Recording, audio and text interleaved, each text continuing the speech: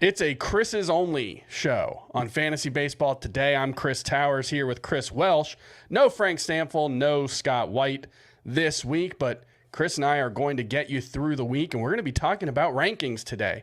If you go to cbssports.com/fantasy/baseball, you can see for the first time in 2023 the full rankings from Frank, Scott, and myself for the 2023 season for both your Roto and your head-to-head points leagues. It's a big day. We've got our fantasy baseball commissioner product launching today. If you want to go get your league set up, it's a really exciting day. And Chris Welsh, how you doing? Chris Towers, I'm doing quite great. It's like a subscription service. It's Chris's only. Chris only, today. Yeah, I like that. That's good. That's good. Apostrophe at the end. Like I'm doing very good. Ranks are always a joyous time. Anytime there's a release across the board. And I actually really like where we're at right now, too, because I feel like we're just about at the stage of full industry embracement of everything. You know, some things move slowly along. CBS does a great job of just staying relevant the whole year round and never stopping. But you're starting to get everybody now jumping into the fray where ranks are out there. Systems are starting to open up. We can mock draft more. So it's a glorious time for fantasy baseball. Yeah, we were supposed to have a mock draft this week. We're probably going to have to push that to next week. But, yeah, you got the bat projections were released on Fangraphs last week. I think I've seen Ariel Cohen talking about the ATC projections are coming soon.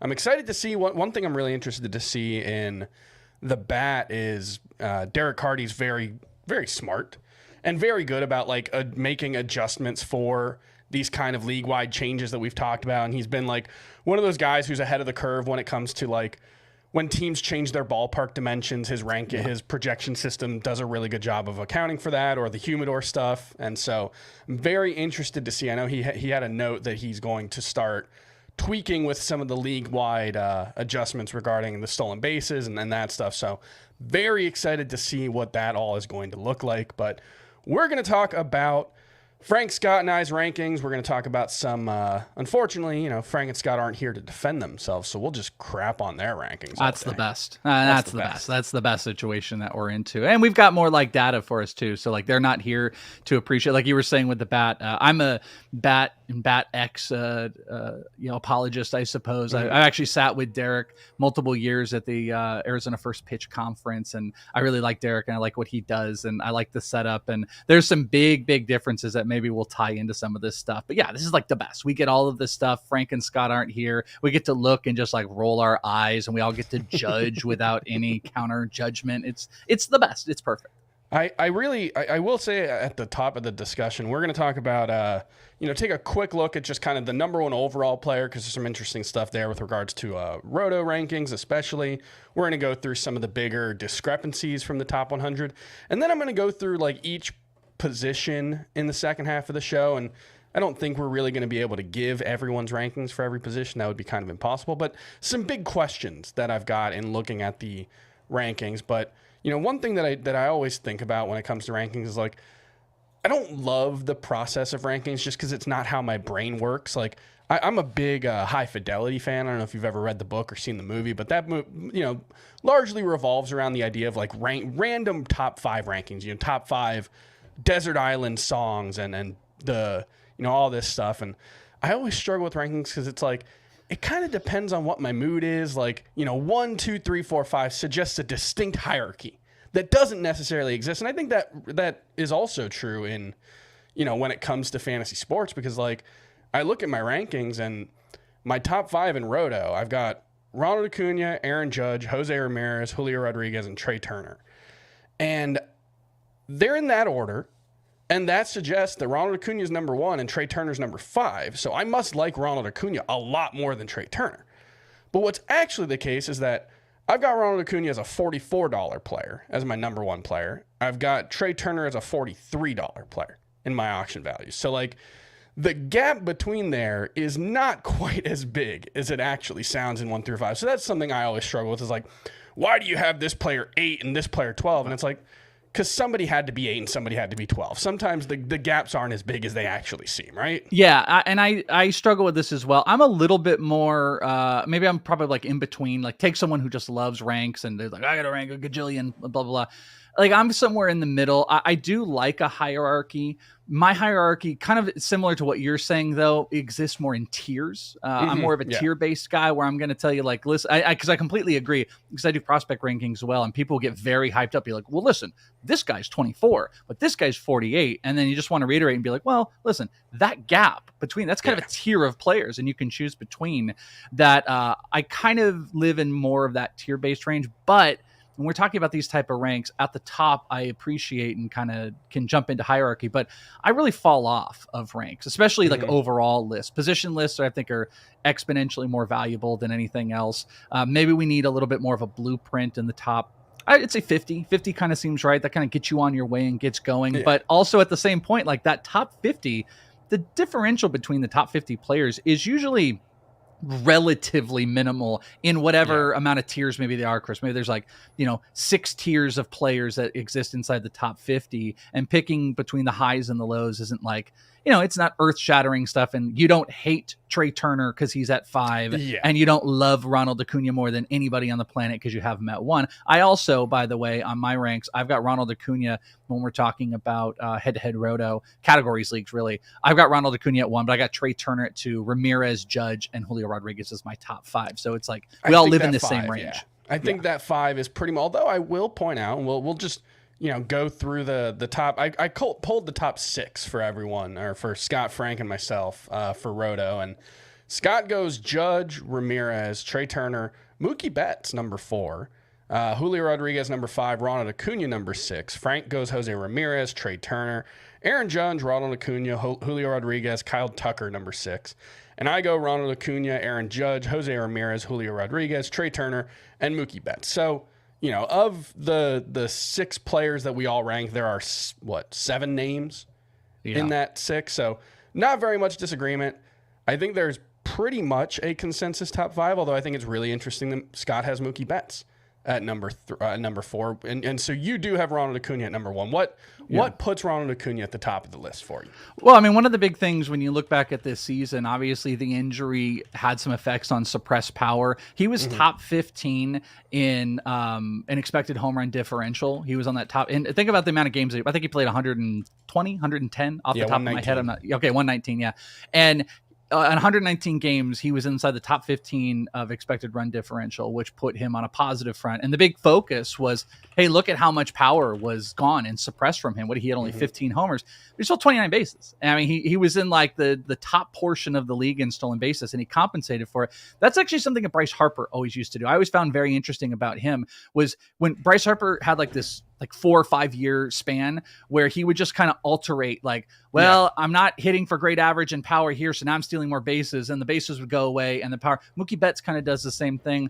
I think the floor is still there. Projection's still very favorable on his side. Obviously, in categories, we're going to put a favor on stolen bases a whole bunch, and he has a bigger power potential for me than Trea Turner. There's some unknowns with Trea Turner. Maybe Jose Ramirez is even safer at more of a weird position. So I don't blame Frank, because I think me and Frank are probably our ranks are probably the closest, except we're kind of flipped a little bit on Ramirez and Acuña. Otherwise, we're almost step and toe there. It's a bit of a floor versus ceiling thing, and I guess I can see kind of the I think the way a lot of people put it is you can't win your league with your first round pick, but you can lose it.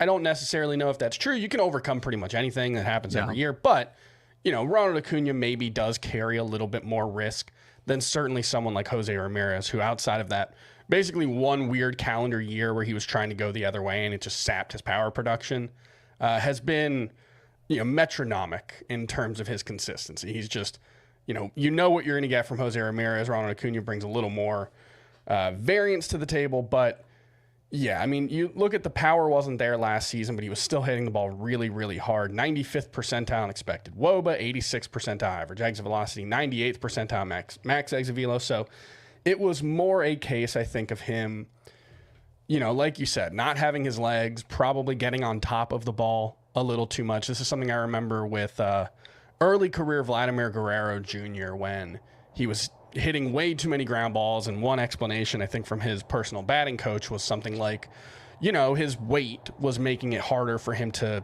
stay back and get under the ball and drive it. And so that was the big thing for him. And I think that's something that, when you're dealing with being less than 100% in terms of, leg strength potentially, that's probably one thing. But yeah, the fact that he was running as much as he was, the fact that, I mean, he has the skill set to be a 50 homer, 50 steal guy. I don't think he will do either of them this season. Certainly not both. That would be...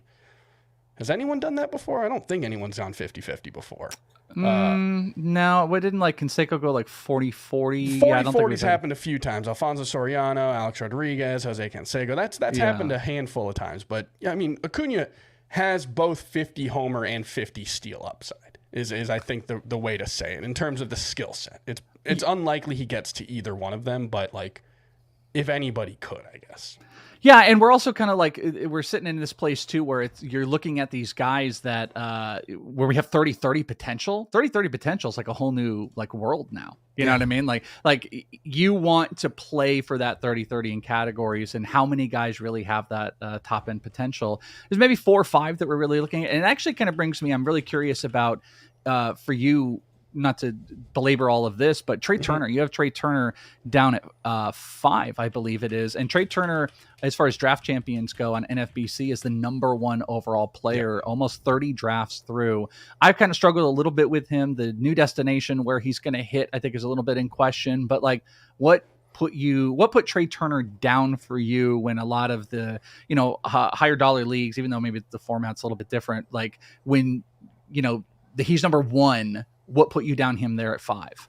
For me, it mostly just comes down to, I think as an overall bat, he's a little weaker than Ramirez or Judge or Acuña. So it puts a lot of weight on the stolen base production. And I do worry that he might just be like good in stolen bases rather than, the elite guy that he's been. Although the last 2 seasons, obviously, he hasn't been quite as much as a standout as he was early on in his career. But I think, what we've seen the previous 2 seasons before last year was he wasn't running as much, but all of a sudden he looked like a 30 homer guy who was going to score 100 and maybe drive in 100 every year. And now I think with the slightly deader ball, I think that's probably, he's probably more like that 18 to 22 homer guy that he was before the last couple of seasons. And it's nothing against him. He's an incredibly valuable player. He's a 5 category contributor, but I just do worry, like, is it more like 105 runs, 80 RBI, 20 homers, 25 steals? It's a great player, but I think the other guys might have a little more upside overall. Also, like, you don't want to make like a huge deal about this type of stuff. Yeah. But him, where he's hitting in the batting order might be important. Last year, he had 78 games batting 2 and 59 batting 3rd. Only 23 games in the leadoff spot. So, getting it, because you have Mookie Betts on the Dodgers, you can have him be your leadoff guy. And Trea Turner is put into like a really solid RBI spot. Yeah. If that's taken away from him in Philly, which looks like that's going to be the case. He leads off, Schwarber hits 2, Realmuto hits 3 until Harper comes back, and then they kind of reorder that. Then you are probably taking RBI off. If there's no Harper, maybe there's a little bit of takeoff on the runs. Power seems like it's fine. Stolen bases seem like it's capped. So now you're going from, who he was last year, where it was an almost, like what was it, 25, I think 29 stolen bases. Is this 27 steals, 21 homers, 101 runs, 100 RBI. And now you're maybe looking at like 20, 25, 85, 85 with a really good batting average. That's a fantastic player, but it does take a little bit off the top, though there's a ton of variables out there, and that's kind of the difference between like maybe a floor that exists with Turner, maybe a little bit more volatility with Acuña, and that's why maybe if the 3 Bears, the porridge is just right for Jose Ramirez, which I don't blame anybody for having him at the top because he's kind of a mixture of both of those players. Where are you on Kyle Tucker? So Frank's got him 6th, I've got him 8th. I think Scott has him 8th as well. Where do you come down on Kyle Tucker, just generally speaking? Yeah, this was another one of those. This is why I said, like, I think Frank and I are a pretty lock and step outside of the top end debate or the Ramirez and Acuña debate, because I'm also at number 6. The 30 homers, 25 stolen bases, awesome. Really low strikeout numbers, helps create a floor. Batting average always worries me a little bit, but projections still very, very favorable on his side this year. One of those things, like, we see some extreme differences when you start to dig in between Steamer and the Bat X, and you're going to probably see more. This is not one of those. This is not one. I mean, they are almost lock in step. The batting average is a tick down as far as the Bat X goes, but the counting stats is what I was getting at. He's essentially a 30-20 almost, if we want to do averages, 95 guy with a 260 batting average in a fantastic lineup, a good hitting spot. I think he's safe. I think we are paying the high cost. I think we're kind of paying max value on him. I'm a little weary of like lowish batting average players with the big counting stats, because I feel like there's more volatility. But Kyle Tucker with the low strikeout rates does feel like a player that's always got room to grow on the batting average. He's got a bit of the Jose Ramirez where like he strikes out so infrequently that it's like, man, why isn't he a better batting average guy? And it's because, like Jose Ramirez, I think he pulls the ball quite a bit. He pulls the ball in the air quite a bit. And so I think it has a little bit of a deleterious effect on his BABIP. You know, last year, 261, that's really low. I don't think it's going to be that low, but I think you can see that in the projections where Steamer has a 287 BABIP, the Bat has 274, Bat X has 280. Those are all relatively, with BABIP is obviously a stat that fluctuates quite a bit, but that's a relatively, I think, narrow range, but relatively low for a player of this caliber. And I think he's probably going to be a low BABIP guy, although maybe the shift changes help him in that regard.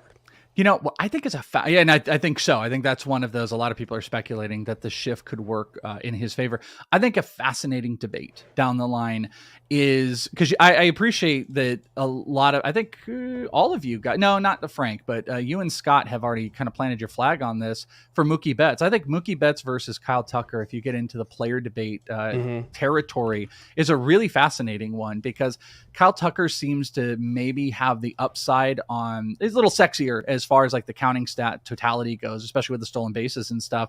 But, Mookie Betts, I think you have a hard time believing that he ever can really keep under 260 on the batting average. Yeah. He had a career high in homers this past year. Runs were through the roof. You still got most of your players outside of Trea Turner. Stolen bases have kind of tapered off a little bit, but then there's this extra little incentivized thing. That Dave Roberts talked about him maybe playing second base more this year. And there's questions around the middle. What if that happens? What if you get your second base eligibility in a position that is kind of weak? So like the floor of Mookie Betts versus that up, and I'm not trying to say there's no upside with Mookie, so don't get that twisted for anybody listening, but like that floor of what Mookie Betts provides, and maybe that second base eligibility versus Tucker with this pretty loud counting stats, I think is a really fun debate. And I can appreciate that you guys both, I believe, I just turned away from it, you both have Mookie Betts over Kyle Tucker, you and Scott White. Yes. In both. Yeah, I do. And part of it for me is just, I trust Mookie's like hit skill, I guess would be the way that I would put it. I think, 2021, the last two seasons especially, you've seen a bit of a drain on the batting average. It's similar to Kyle Tucker, where very rarely strikes out, 16% strikeout rate around there for both of them, but batting average in the 260 to 270 range over the past couple of seasons. I have a little more faith in Mookie, like figuring that out and starting to, maybe go back to being not a 300 hitter every year, but, potentially getting back to like the 290, 300 BABIP range, in which case, I do think he can be someone who hits 290. I think he's probably got a better chance of that than Tucker. And I think part of it comes down to, one, Tucker's weird in terms of the stolen bases because he's fast, but he's not necessarily a blazer. He went from, I think it was 14 steals 2 years ago to 25 last season. He's been a very, very efficient base stealer. And then for me, it's also just like, Mookie Betts might get 100 more plate appearances than him. Like that's, that matters a little more in head-to-head points. I think there's more of a clear distinction between the two of them there, but that's three-quarters of a plate appearance per game. That's massive in head-to-head points where your best players are probably averaging close to a point per plate appearance. But even in a head-to-head point, or in a Roto league or a categories league, last season we saw it came out to 17 more runs for Mookie Betts, a similar number of similar RBI totals, I think, right? Or was it? I think so. Mookie got like 100 and almost 200 combined runs in RBI, 199. Tucker was like 180-ish, 170. Yeah. Well, one thing and I don't want to like try to create this narrative, but one thing to think about is what we were just talking about. You are taking Trea Turner out of that lineup. I think it was Mookie Betts having 117 runs, being a leadoff guy. You still have Freddie Freeman in there, but they are going to implement guys like James Outman and Trace Thompson and Miguel Gavin Rojas Lux might play something like every day for them. Miguel Vargas is working at second base. So I guess my only point is like you are taking a 100 RBI guy out of that lineup in a primary spot, and maybe you could question there's going to be a downtick in overall runs. And I think like the Bat X is equating for that. 107 runs projected for Steamer, only 98 on the Bat X. So he's an under 100 guy, but the homers and stolen bases are pretty relative. Again, I think that's why it's a fascinating debate, because is there a better floor with Mookie Betts? But maybe there's a question about the runs, and Kyle Tucker's just a little bit louder on the stats. It's just one of those that, like, this is a quintessential player debate of the first round that I don't think 10 analysts are going to have a primary feel on one of those guys. But Kyle Tucker is kind of the narrative player that's higher. NFBC, the draft champions, he is going off at 6, where Mookie Betts is going off at 11. And I think that makes sense. Tucker, you're also different parts of the aging curve, so I think that explains some of it. And then the stolen base premium, which, as we talked about, all of the time, all off season, but especially last week, the rule changes could really drastically impact how stolen base rates look. So that's something to keep in mind.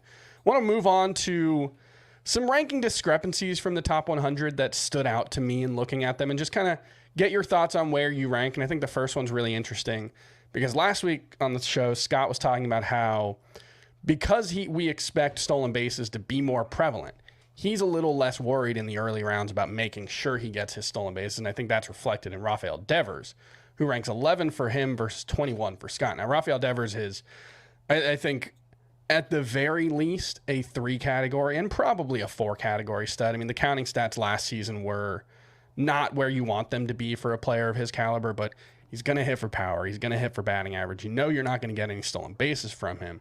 So Scott's got him 11, Frank's got him 21, I've got him 15 right in the middle. Where do you come out?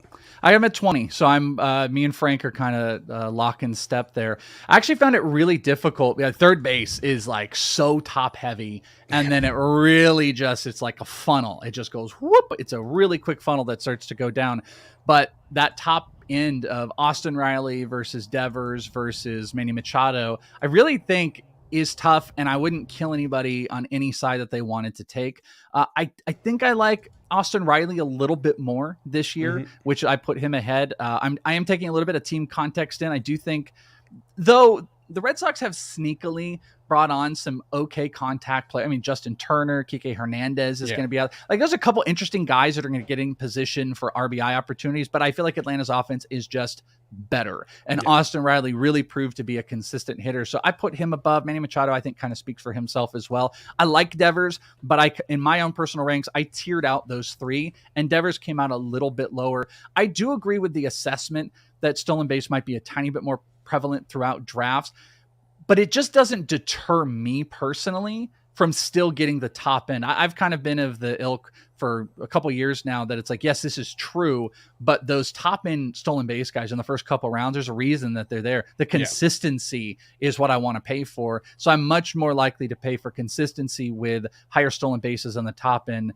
But again, this is not like a down talk of Rafael Devers. I'm just not the high guy, but I do sit in the Frank category on this one. Yeah, I've got Devers, Machado, and Riley in my overall ranks. And actually, we can throw Bobby Witt in there too, because they're literally all back to it. 16, 17, 18, 19 for me in my overall ranks. So it's one tier. It doesn't necessarily, I don't have a strong preference one way or the other. Devers just a little more proven. I don't think the cops are coming for us for our well, I think they know we're about to talk about Bobby Witt, so I think they're getting ready. Someone's going to. It might be me that's about to get arrested, by the way, on the Bobby Witt conversation we're about to have. Bobby Witt, we'll move on. Scott has him 24th. Frank's got him 14th. Again, I'm right in the middle at 17. Who are you closer to? I'm going to guess it's Frank, given the nature of the conversation so far. Yes, and unfortunately, I'm going to beat all of you guys. I'm higher than any of you guys on him. I've got him at 12 right now, so I'm the high guy on it. And this is one. Now, I think there's volatility that 100%. Yes. We all know this. He was very pull heavy last year. Only 2 of his homers did not hit that left to left center field wall, which I suppose could be a little bit concerning. It's a poorish team context as well, which is a little bit concerning. But just what he did last year, 20 homers, 30 stolen bases, a 254 batting average, I think it's hard to ignore. Also at a position that we're paying a premium on Jose Ramirez. And this is another one of those guys. He's going to qualify at third, also have shortstop eligibility. Not that we necessarily care about the shortstop right now. I mean, if you're paying up for him, and that's kind of what I'm putting my foot down here, is I'm paying up for him for that third base spot, that I still think there is room to grow. Now, I don't know if I'm not the type of person that's going to be like, well, look what he did in his rookie year. What can he do in his sophomore year? No, I think the league is going to make some pretty dramatic adjustments to him, but I don't think the stolen base numbers are going to come off the board. They still need to manufacture runs. I think he proved to be a really solid hitter, even through some of the warts that he has in this team context has, that like Julio Rodriguez, I'm willing to bet on the rebound in a sophomore year, that I do think it's going to be a little bit closer to repeating than it is going to be massive growth. So am I willing to pay for 20, 25 or 20, 30 again if I can get somewhere in there? Yeah, I am. And the batting average actually improves this year with a 23-24 homer to stolen base for Derek Carty's BATX, which you guys can find on Fangraphs. And that's not quite as good as Steamer, but I love to see projection systems go on the upside of batting average. And I think that is a huge key to his success. So that's why I think he's like a really good wheel pick for stolen bases, but he is more volatile than a lot of these other guys. And I would be taking him over, probably some premium names as well. Yeah. And the thing with Bobby Witt is there's no denying the talent. When the underlying stats, they suggest he about earned what he did last season in terms of his expected stats and all that, but 100th percentile sprint speed, 92nd percentile max exit velocity. I mean, we're talking about a guy who very much is a rough, unmolded bit of clay in a lot of ways. Yeah, but good way to put it. Not as whiff heavy as you would think. Like 45th percentile in whiff rate, 49th percentile in strikeout rate. He's a very aggressive swinger. He goes out of the zone, but it's the kind of thing where like the fact that he was so aggressive and that there wasn't as much swing and miss in his game as you would think, given, I think relatively poor plate discipline overall, I think probably suggests that just a few tweaks in terms of his pitch selection could make a big difference. And we saw last season, he was a bit hit or miss, much better in the first half than the second half. I think we already saw the adjustments. The OPS dropped from 749 before the All-Star break to 686 afterwards. And, baseball's all about the adjustment, then the adjustment to the adjustment, and all of those things. But generally speaking, like, you're talking about a 22-year-old player with great prospect pedigree, very loud tools.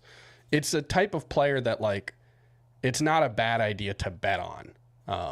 There's not a lot of, we talked about it a couple weeks ago, I think there's not a lot in his skill set that like screams unsustainable from what he did last season. So I don't think we're going to see much regression from him, even if he doesn't take that big step forward. 21% strikeout rate. I mean, that's solid. That's above average or below average. Yeah. If you saw like a 25, 26, maybe you're like, nah, I don't know. But this isn't O'Neal Cruz or anything like that. These are big counting stats. And again, citing this for the purposes of you guys knowing, when you're taking bigger shots, which the NFPC leagues will, that's where our ADP data is right now, just to talk about it. He's going 7. So people willing to take the risk on a bigger shot for homers and stolen bases, also at third base, which is pretty cool. Here's an interesting one. Scott's got Ozzie Albies 27th. Frank and I both have him outside of our top 40. What do you think about Ozzie Albies? Yeah, I'm with you guys. I have him at 43, and I don't think this is going to be super popular, but I think I can have this conversation with you about it, if anybody, is I'm a Jazz Chisholm guy this year. Sure. I have volatility in my fantasy game. I'm definitely not a play it super safe. I think you do have to pick your points, and I don't know if I want to go and have like Bobby Witt and Jazz Chisholm and then go take O'Neal Cruz. I'm not going to do that, but like I want to take my shots in certain places. I'm very pro Jazz Chisholm this year, especially if he can get healthy. I'm always worried a little bit that he's going to become, the newest version of Giancarlo Stanton. There's always something with him. He's also really volatile in how he attacks the baseball. He's very pull heavy and ginormous bat speed. But what I love, and you're going to get my vibe here, is like, I like 25-25 guys, and Jazz Chisholm is that. Ozzie is safer on a better offense, and I like Ozzie, but I have him actually exactly in Frank's spot. I was surprised about that. I'm at 43, so I'm with you and Frank on the Ozzie Albies front.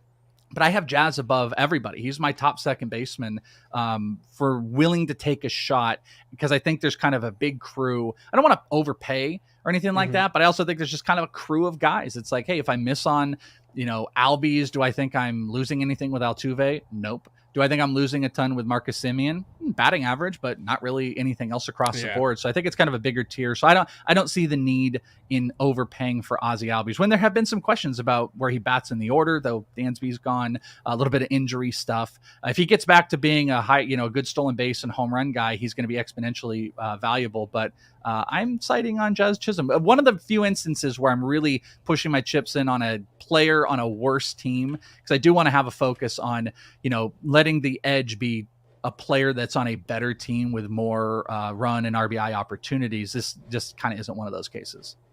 Here's an interesting one, and we'll talk about some that I'm out of the range on, and that's Carlos Rodón, he's my SP6 and he's my number 33 overall player. Frank and Scott both have him outside of their top 45. He's more in the 11 to 12 range for Scott and Frank at SP. Do you agree with them or me?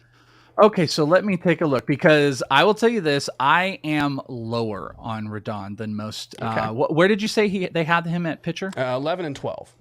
Yeah, I'm lower. I have him at 17. Okay. So, and I've got him quite a bit lower on the overall rank. I do have him in a tier. I want to put him. I have him in a tier that starts at SP 11. So again, if you want to we can pick apart ranks and stuff like that. But I have him in this tier that goes 11 to 18. I'm worried about the New York context. I really am. Sure. The high strikeout numbers are fantastic, but I am worried about what it's going to do. Obviously, Garrett Cole can break the mold, and Luis Severino, when healthy, can do it. But Frankie Montas just kind of fell apart, and we see pitchers find success when they get out of there. I'm worried about it with Rodón. There's also the injury stuff that always seems to be looming. He got his money. He's not a player that I feel adamant about reaching for, and I feel safer with, a couple guys I have above. I've obviously got Aaron Nola above, but Zach Gallen, Kevin Gossman, those are a couple players I would rather pay the price on than Carlos Rodón right now. But you are obviously pretty high on him, so New York doesn't scare you. No, I think you account for there's pluses and minuses to it, right? It's a team that's going to likely win a lot of games. They're going to have good run support. He is a fly ball heavy pitcher. That's the one thing. The ground ball rate 38% in 2021, 34% in 2022. He's benefited from relatively low home run to fly ball ratios. In 2021, it was 9.6%. Last season, 6.5%. He's not going to do that again. There's a big difference between pitching in San Francisco and pitching in New York, and that mostly comes about in the number of home runs you're going to give up, especially when you put the ball in the air. That's going to be an issue for him, and as we've seen with Garrett Cole, that can be an issue. I think the thing that I like about Carlos Rodón, one, just ridiculous strikeout numbers. I think he's right there with anybody in terms of strikeout ability. Two, I like that last season he actually came out and was slightly more fastball heavy than he was in 2021. And I thought, wow, this is a really, relatively speaking, a very fastball heavy guy, 59% in 2021. I was like, I don't know if you can do that every time, but his fastball is just so overwhelmingly dominant that it's actually a swing and miss pitch for him. It's 61%. This, to your point, he increased it up to a little over 61% with a 27. The whiff rate went down a little bit on the fastball this past year, but he actually added some spin. But the whiff rate was still 27.9%, which is probably for a fastball on the higher range of overall whiff. Yeah, and so but the way I look at it is let's say the fastball does start to get hit a little more. He throws up in the zone, he gives up a few home runs. I do think there is room for him to change his arsenal and still be very effective, because his slider's a really, really great pitch as well. So I think there's room for him to still make some adjustments and still be a very effective pitcher. I don't think it's the kind of thing that he starts to get hit hard and loses a ton. So I do think you're betting on just absolutely ridiculous, possibly, best in the league kind of strikeout numbers that are going to mitigate some of the issues that can come from pitching in Yankee Stadium, like we've seen with Garrett Cole. The injuries and the workload, I think, are a concern, but the fact that he made it through last season without issue, more or less, does, make me feel, I don't want to say good about him in terms of health, but I tend to think all starting pitchers come with a very high degree of injury risk outside of Sure. Garrett Cole, Garrett Cole and Aaron Nola and like, a handful of guys. But otherwise, your risk of missing 6 starts for any given starting pitcher is very high. So his is higher, but I don't think it's so high that it makes me want to avoid him. One pitcher that I'm surprised I was lower on in the overall ranks is Triston McKenzie. He's 91 for Scott, 85 for Frank, 111 for me. And I was the Triston McKenzie backer last year. Where are you on Triston McKenzie? Well, Mr. Chris, I was going to ask you something. Why do you hate Triston McKenzie? You clearly hate Triston McKenzie. That's the right question to be asking. Yeah, no, it's for me, I think a lot of it comes down to, one, I think there was a little bit of luck in terms of his home run prevention last season. He didn't miss as many bats as he did the year before. And I kind of look at him as like a guy who he's going to have a very good BABIP. I think that's a strong skill that he has. But other than that, I'm not sure like what he's great at, right? Like, I don't know if I believe that the control, 2.1 walks per 9 last season. I feel like that's probably going to regress. I think the strikeout rate is probably going to be a tick above average, but probably not great. And I just think when you add in, likely home run regression, I just think he's probably going to be good, but not great, Yeah. I have him at 95, so I'm kind of in the range with Scott and Frank, but I'm pushing a little bit towards yours. I think his cost is moving up, which I'm not going to love. He has had a 3-year decrease. Obviously his first year was minimal pitches, but he's had a 3-year decrease in K percentage. The hard hit percentage is sat in the 40 percentile range. He's not like an elite over the season type of strikeout guy. He definitely gets those games going. There's 3 pitches over 20% of the time, which I think keeps people on their toes. His fastball is not elite, but his curveball is 45% whiff rate, which has been really dominant. So control's like a big key with him. I like him. I guess I'm a little bit indifferent. I don't feel passionately that he would be a player I don't take. I don't feel passionately that he's a player that I have to have. I am probably cheating a little bit, looking for a little bit more strikeouts where I can. I want some safety net in those middle, like probably 50 to 60 overall range. I'm looking for some safer pitchers. I'm trying to cheat on stolen bases a little bit higher with a few guys I like more than most people, like Strider and McClanahan. And then McKenzie is just, I'm a little bit indifferent about the range because I kind of agree with you. I'm not sure where he's elite. He definitely puts up some of those games, and he hasn't maintained crazy hard hit stuff, and his ERA was obviously a crazy low this past year, but he had an expected ERA of like 3.5. So I'm just kind of in the middle on McKenzie. Who he reminds me of is like Jose Barrios 4 years ago, where like when you watch him and when he's on, he looks so good that you're like, man, this guy could be an absolute like ace pitcher. And then you take a step back and you look at the overall numbers and it's like, it's a fine pitcher. And I think we get enamored with like, the really pretty curveball GIFs and stuff like that. But I think the overall arsenal, and actually they're pretty similar pitchers in terms of that. They're, below average velocity. The fastball tends to get hit somewhat hard. I think that's more of an issue for Triston McKenzie, but Barrios very, relies on the curveball for his swing and miss stuff. That's a big thing for McKenzie as well. And so it's one where like, I think Jose Barrios was someone that people kept chasing upside with for like 3 straight years. And he was just like pretty good. And I think that's probably where Triston McKenzie is going to end up, is like a mid-3s ERA, not a ton of strikeouts. Hopefully, what we saw last season with 191 innings, like he was efficient last season. If he can be, close to 190 innings every year, then I think that's a very valuable pitcher. But like Jose Barrios, where it was sort of, he's good every year and also disappointing. Yeah, I could almost see like if there was a path of maybe if he had ever developed like this really dominant changer, we would call him like, Sandy Alcantara light, because he can just eat innings and the strikeouts are kind of equivalent to the innings. He did improve his slider, I mentioned a little bit. He added just about a full mile per hour increase on the slider this past year. It lowered on whiff percentage, but they were also hitting it like almost 2 miles an hour less. So, it was a really low EV on the slider, which I think that slider in its higher efficiency added to the fastball being able to set up and the curveball being able to get strikeouts. So he's a fascinating pitcher. But I kind of agree. I kind of think we're capped, even though I'm like, hey, it could be like Sandy Alcantara. I don't think he'll be like that. I kind of agree. I think he's like a 3 ERA pitcher that he's a workhorse, might get you to 200 strikeouts. He's coming at a decent cost. I think it's pretty good. I think he actually sits in this range. There's a couple of rookie pitchers. I particularly really like Nick Lodolo this year. Like Nick Lodolo, Hunter Green, him, they kind of sit in there. Like I wouldn't hate getting a McKenzie and a Lodolo as like my SP 3 and 4, depending how heavy investment I'm putting into it. But it's interesting seeing the kind of path of where everyone has him ranked. All right, we're going to move on to some news and notes, and then we're going to go through some other positional questions that I've got for the rankings. But news and notes, Trey Mancini signed a 2-year deal with the Cubs, according to The Athletic. This also means that Matt Mervis, who is also left-handed, almost certainly starts the season at AAA.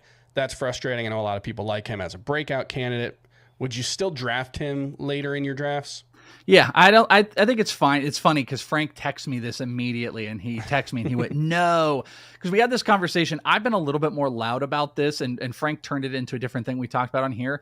But I've been saying since free agency started up, the Cubs have been telling us that they don't trust Mervis in some capacity. Mm-hmm. Yes, Eric Hosmer is on a very cheap contract that they could get out from if they would like to. But I think defensively they want him here. That's not something that Mervis is good with. And I don't think you brought Trey Mancini in for that.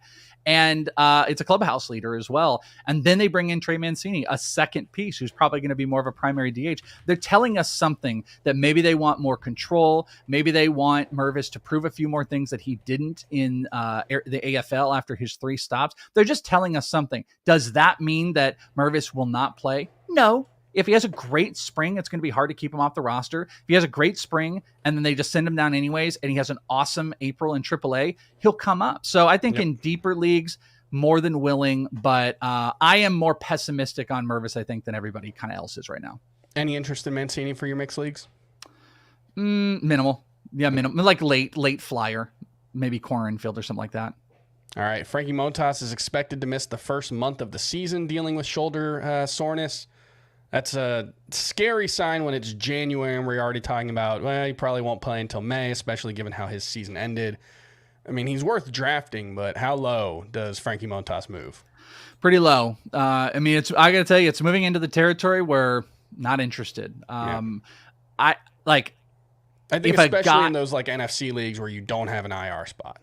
Almost anything at this point. I really don't want to go into a season with an injured player. Fernando Tatís is a completely different story. It's a suspension. I'm willing to take the risk. Guys, a pitcher that has an injury going into the season, that's not something I think I'm going to be getting like a big old steal on people on. So I'm going to probably overall avoid. I don't want to be like he's off the list, but if I'm going to lose a month out of a pitcher that already had a down year, I'm out of it. And that splitter has got to be on for him to be going. So I think I'm out. Yeah, we've seen there's a minimal margin for error for him. And you know, I'm generally the injuries don't matter guy. I think that's the way people tend to view me. But I think it's more past injuries are probably overrated in terms of risk. Present injuries probably a little underrated. We tend to be a little more optimistic about injury timetables and guys coming back and being themselves when they're currently injured. So yeah, I think I agree with how you said that. You have to move a lot down. I saw today the Blue Jays are changing their outfield wall dimensions. They haven't announced exactly what that's going to look like. They're currently in the process of making the actual physical changes in their stadium, and there's supposed to be an announcement in February. It's all the rage. What the dimensions are going to be. Sounds like it could be moving the fences in, but making the walls higher. What that impact will be, I'll leave that to someone smarter than me to figure out. That's all the rage. If your team isn't moving their walls, does your team even care? I don't know. I don't think so. I love it. Yeah, the Marlins moved their walls in and clearly made a huge difference. We're gonna have like little league. We're gonna have like little league softball, like 200-foot walls. It's just we're gonna be cranking homers. This is how they're gonna curve back to the home run era of the '90s. No steroids, just 200-foot walls and 98 homers by July. It'll be great. All right, Alex Kirilloff could be a bit behind in spring training, coming off wrist surgery per The Athletic, but he should be ready for the start of the season. And it's not like they're concerned about him. It's just he's getting a few fewer reps at this point than most other players. This is his second time, though. Yeah. This is his second. I didn't mean to interrupt you. I apologize. It's his second wrist injury that I love Kirilloff more than most people. I actually got to interview him on my Prospect One show a couple years back. His dad is a hitting coach. He's a really smart guy, but like this dude can't stay healthy. He cannot stay healthy whatsoever. So I am very, very concerned about Kirilloff, and he's not. I'm disinterested in this year, especially if we're coming off of a wrist injury. We're like, I think we'll be good by the season. Well, if you're going to miss all the spring training, that's going to hold you back. Royce Lewis actually literally told me that when we were talking about him and his return in, I think it was like 2019, that it was like missing all of spring training. You then spent the time in the minors doing your spring training, and you kind of fall behind. Kirilloff has just not found his footing. He needs to go into a season healthy. He's not doing it on a recurring injury, so no bueno for me. Yeah, I got to see it at this point. Kyle Hendricks, uncertain for opening day, coming back from a shoulder issue, but said he feels good. So, if he's not ready for opening day, it probably won't be too long after that. Although at this point, I don't think we have much interest in Kyle Hendricks. And the Red Sox signed Jorge Alfaro to a minor league contract. I don't think we have much interest in him, but the Red Sox catching situation is pretty grim. They have Reese McGuire, who had a decent finish to last season. Got a fly in my room that was flying about around my face, so that was fun. But Alfaro does have a chance to lock in a role with the Red Sox. Not necessarily someone we'd be interested in, but still has interesting skills. I don't know if he's ever going to turn them into actual baseball production. And that's going to do it for news and notes, and let's move on to some more starting pitcher rankings discussions. And I think the most interesting one here is Justin Verlander, Scott's number one starting pitcher. That is, I've got him, let's see, third. Frank has him sixth. I assume you're probably closer to Frank. I have him 7. Yeah, I've got him at 7. So, yeah. It's not, for me, I'm in the middle. It's not that I dislike Justin Verlander. It's not that I love Justin Verlander. I think, Corbin Burns is a better pitcher. I think Garrett Cole's a better bat for volume. So Justin Verlander kind of splits the difference between them. But, Verlander's strikeout rate wasn't where we typically want to see it for a guy who ranks number one at starting pitcher, 9.51 last season, 1.75 ERA. Look, nobody thinks he's going to repeat that. But I think, does it come down to just, I think Scott has talked about it quite a bit this offseason. So for you, is it just the strikeout numbers aren't quite where you'd want them to be for an elite starting pitcher? Yeah, I mean, I think that kind of boils it down. I mean, also we're getting older. I mentioned on here a bunch of times that falling knife, you don't want to be the one that's catching it when it's coming down.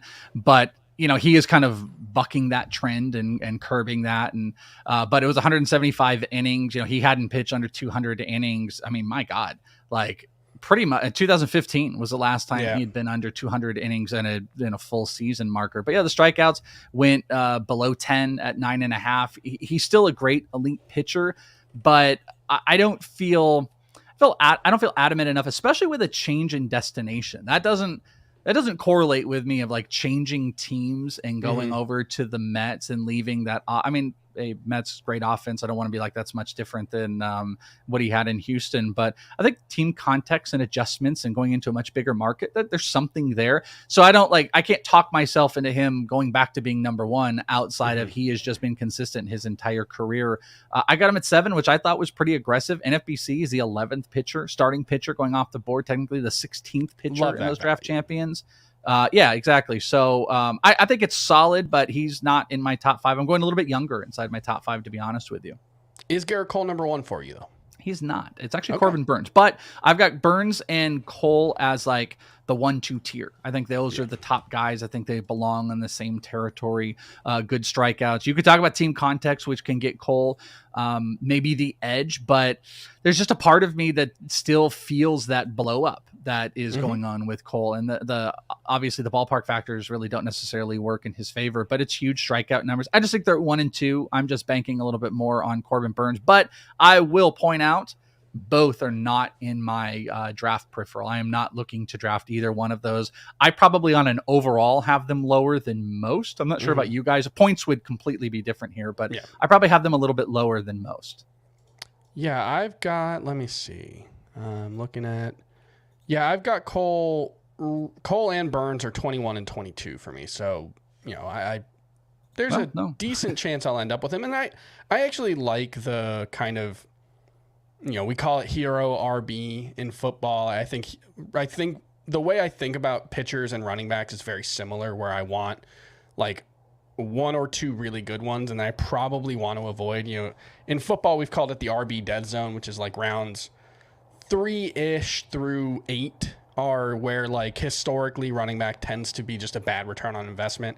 Starting pitcher, from the research that I've done, it tends to be more like rounds 4 through 8, 4 through 10 tend to like, there's not that much of a difference between what you historically get in terms of the pitchers that you draft in the 3rd and 4th round versus like the 9th and 10th rounds. This is what I've discovered. Like, the elite starting pitchers tend to be really good and tend to be really good every year. And that's the same for running backs, right? The top 12, top 6, whatever you want to call it.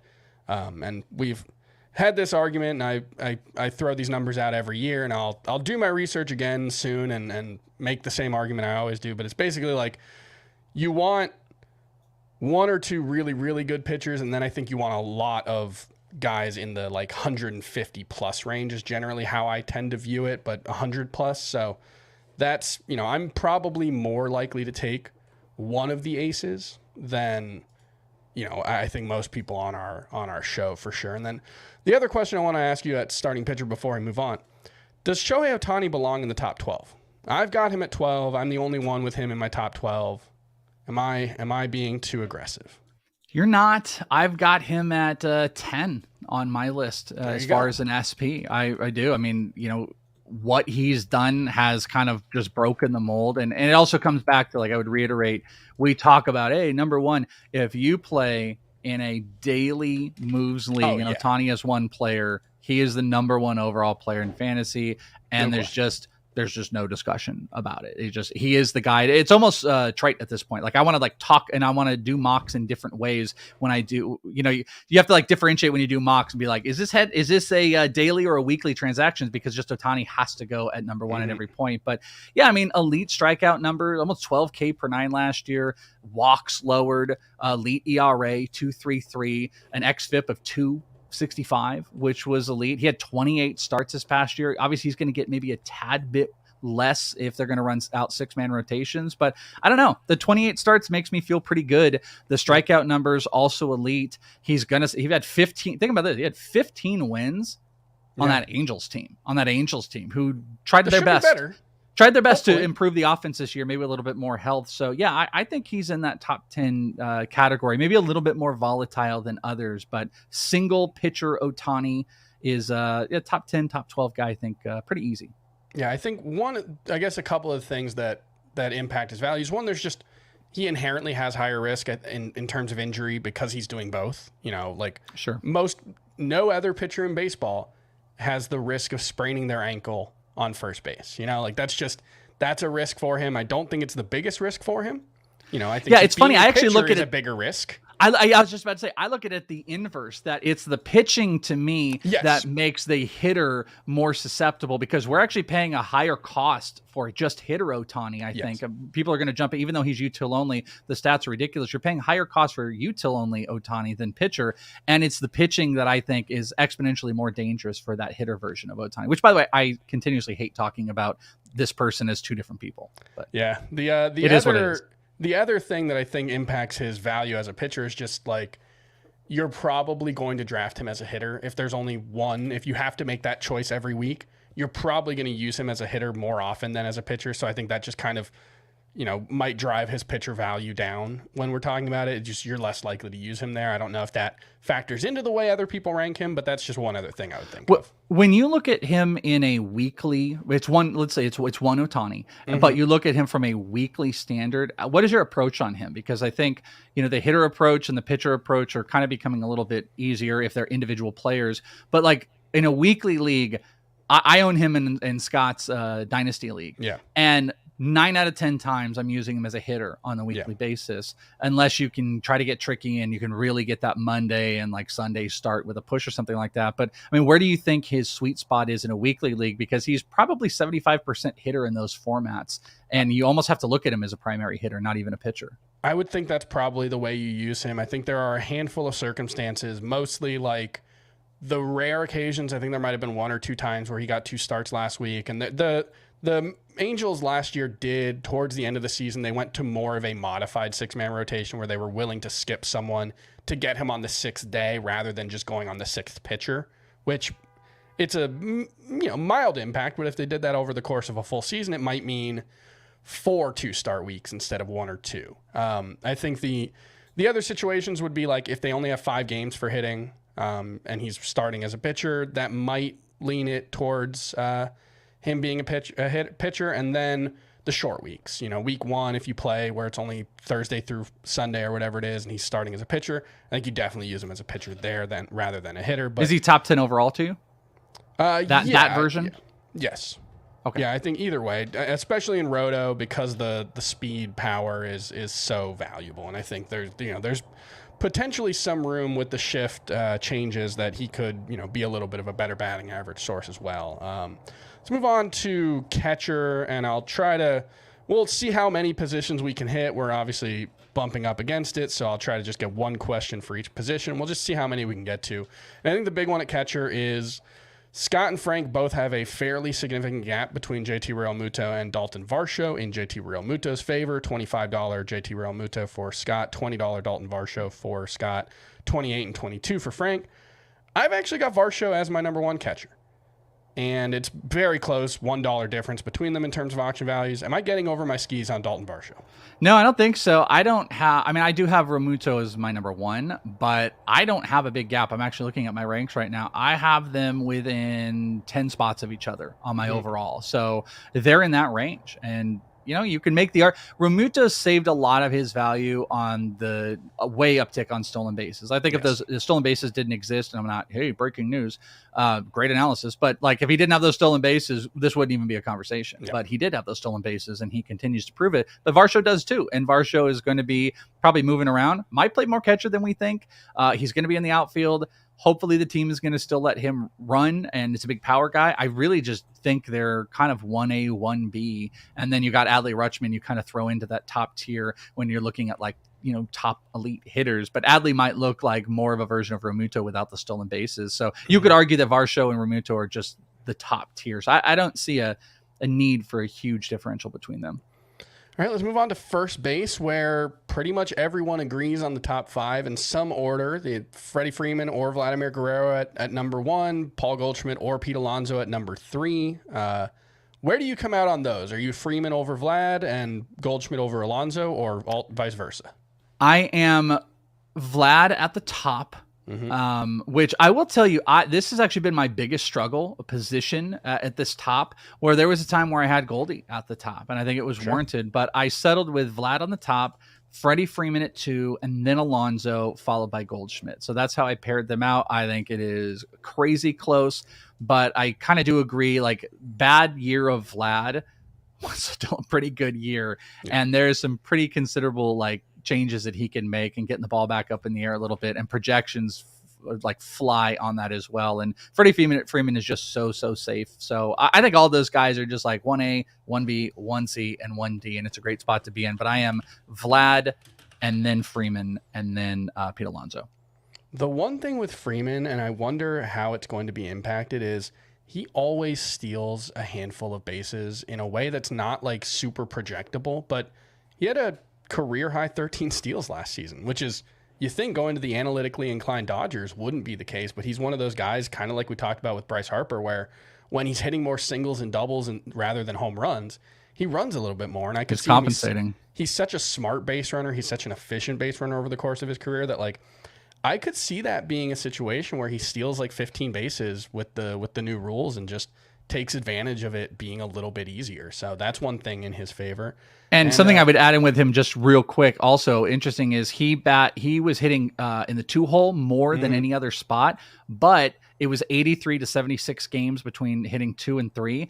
His stolen bases were almost identical at both spots. So it's like he wasn't stealing bases when he was hitting 2. He stole 7 hitting 2, and he stole 6 hitting 3. So still, even in that primary RBI situation, he was still kind of going when Trea Turner was hitting in front of him. So I think that's interesting. The guys behind him, they were still willing to let him run a bit.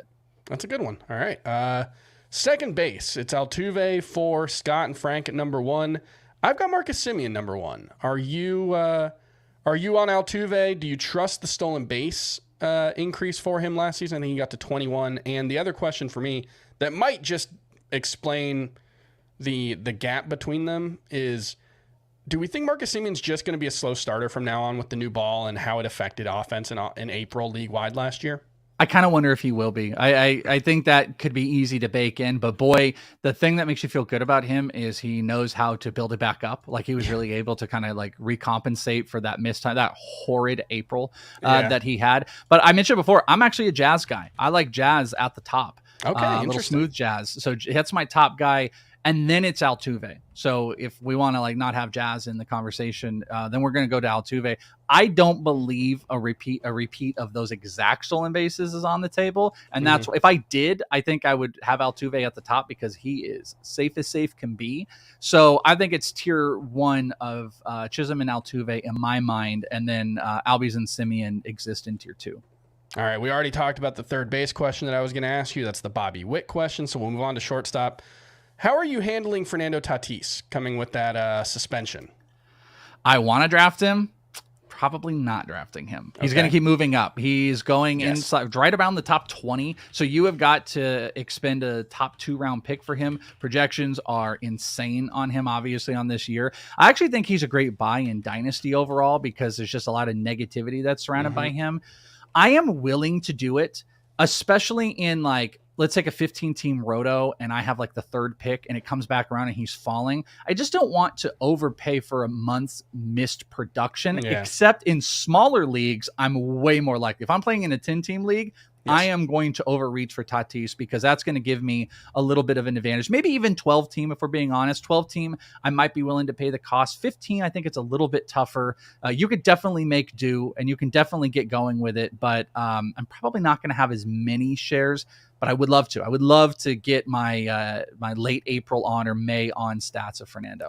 Yeah, I mean, the thing about him, and you can't just say, well, this is what he did in 130 games in 2021 because every season's different and production fluctuates. But it's hard not to look at what he did in 2021 when he played 130 games, was dealing with that shoulder injury throughout the season.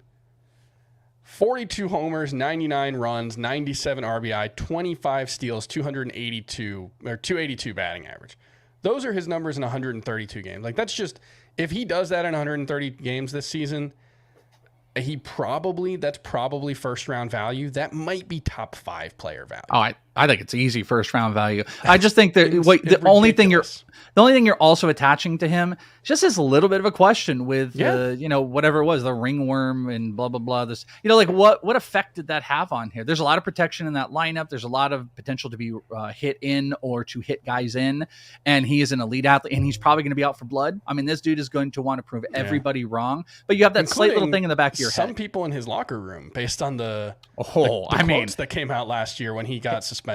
Him and Manny seemed like they were best buddies, but I don't know. Like I've been at the Padres camp for like 3 straight years in the very beginning, and those two definitely have like a rapport and stuff like that. But it does seem like it was a little bit fractured. Like Manny wasn't afraid to call. I mean, Joe Musgrove was obviously the most outspoken, but I agree with you on that. There's like guys in the locker room that he's going to be trying to prove as well. All right, and then we'll go a little bit over. We're a little bit over already, but it's an hour and 2. That's fine. Outfield, I just got one question, and this is for you. You're the Arizona guy. I've got Jake McCarthy inside of my top 24. Am I too excited about him? He's outside of the top 30 for Frank and Scott. He hit 284 with an OPS right around 770 in 99 games last season. 23 stolen bases is the headline number there, though, and his numbers in AAA are very good. 307, 14 home runs, and 86 career AAA games. He will be 26 in July. He's a little older. Was last year one? Was that a fluke? Do you think he can be a very, very good fantasy option?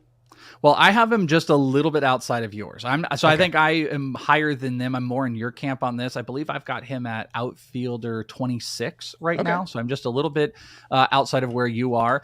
My question is going to be the commitment Arizona has to him, because I'm not 100% sure on that. I have heard rumors from some people that the Diamondbacks were shopping McCarthy around. Corbin Carroll's the guy I think they put at the top, but I wouldn't put it against them doing it.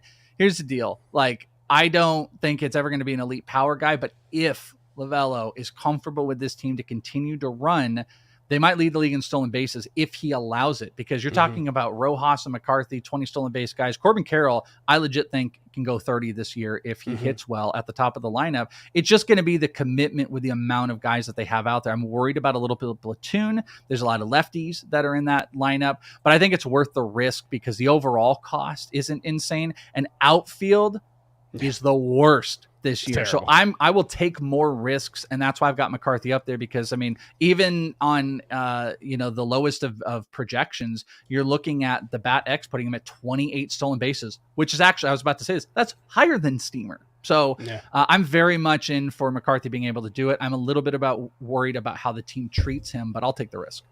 All right, and that's going to do it for Fantasy Baseball Today. I almost said Fantasy Football Today in 5 because that's the other podcast I host, and it's just like as soon as I go, and that's going to do it because that's how I close every episode, and my muscles immediately went to Fantasy Football Today in 5. But no, this is Fantasy Baseball Today, the full episode. We're going to do Fantasy Baseball Today in 5 shortly, and there's a very good chance I will mess that outro up for sure.